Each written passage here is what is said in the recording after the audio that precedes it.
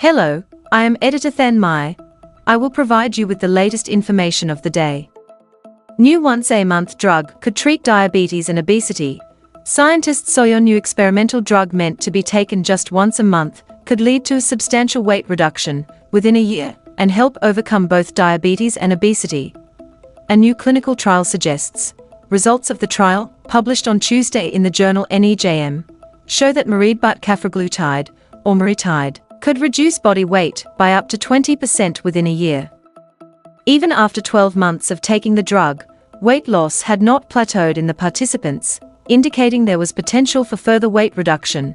The drug, developed by pharma company Amgen, targets the same combination of molecules as popular weight loss jabs like Ozempic, as well as another pathway involved in insulin release.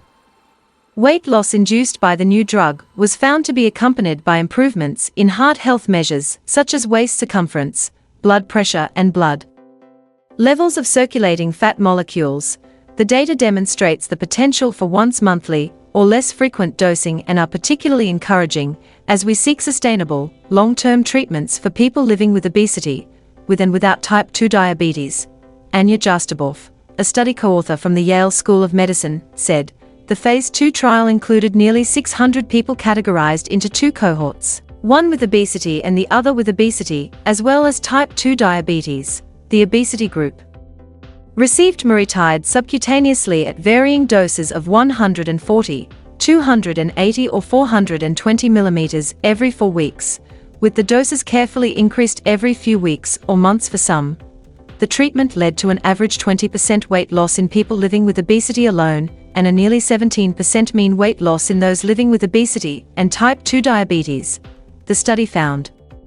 Maritide's monthly or less frequent dosing has the potential to improve adherence and long-term weight control, providing the opportunity to optimize health outcomes for people living with obesity, type 2 diabetes, and related conditions, said Jay Bradner, Executive Vice President of Research and Development at Amgen. The trial found some mild to moderate, gut-related side effects in people taking the drug.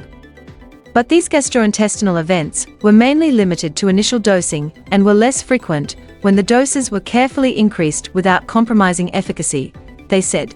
There were no discontinuations due to these side effects at any time during the study, however.